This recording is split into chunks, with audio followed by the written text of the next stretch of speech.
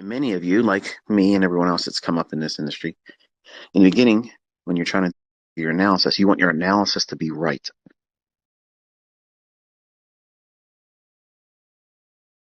because you think that right is always profitable. No.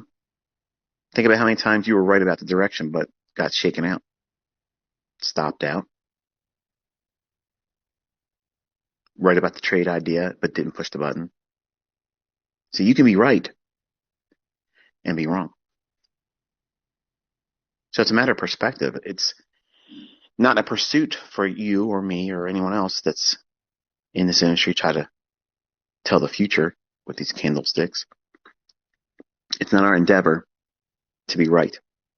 Our endeavor is to be consistent, doing the same things that's been measured, studied, and has shown to provide a probability that usually ends up in what the past has shown, but that's not indicative of the future.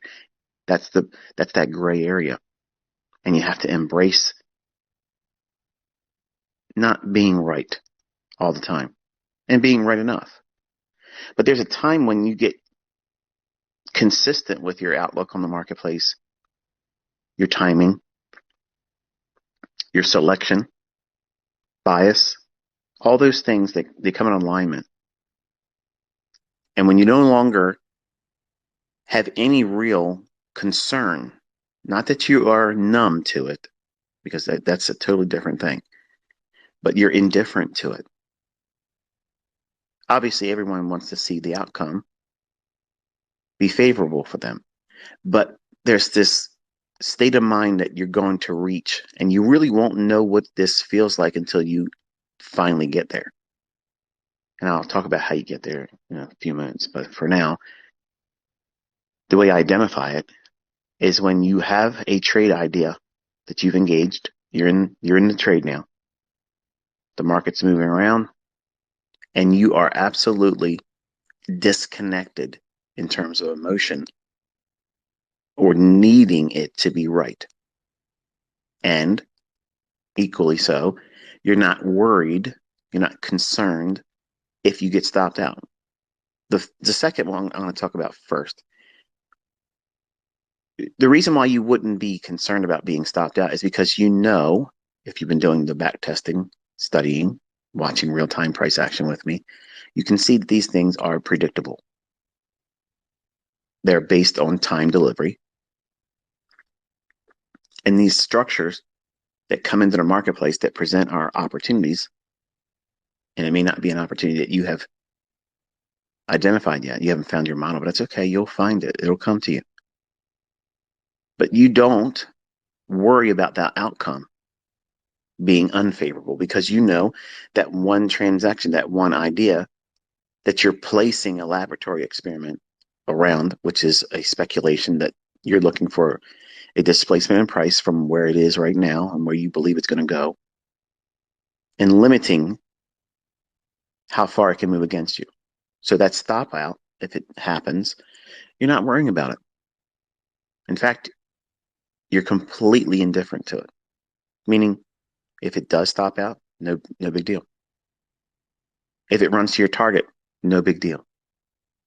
It's just one transaction. It's one thing that you're doing right now that absolutely has no power over removing you from your entire career. Let's flip the script now. As much as we are not concerned about losing, having a bad result, being stopped out, we're not worrying about being right. We're not worrying about it going to our profit target. We're not worrying about doing a full pull. A full pull is whatever size position you build up, you take all of it off at your target, and that's it. It's all or nothing. And while you're learning, it's important not to have that mindset. No matter who tells you otherwise, it's important for you to reward yourself incrementally. Over time, you'll know when the trades are really in your favor to do full pulls where you don't take any partials. You're just managing the trade with a stop loss. But that takes time.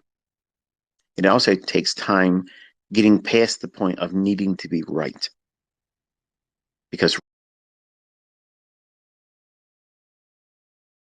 right doesn't equate to being profitable. It sounds like it's an impossibility because, if you buy and it goes up, you should have made money, right? But you know that that doesn't always work like that. You get shaken out of it, scared, or stop loss hit. But you're right. Remember, it went where you thought it was going to go. And when you're no longer looking at those moves where you were correct and where you thought the market was going to go, you had the draw and liquidity correct, the bias was correct. You knew where it was going to react to, but something didn't line up perfectly, whether you were just a little late getting in or a little too early and getting stopped out and then too afraid to get back in. Whatever the factors are, when you are no longer worried about or concerned about being right about that trade, you have now the mindset it's needed really to do live trading with live funds, whether it be funded or your real money.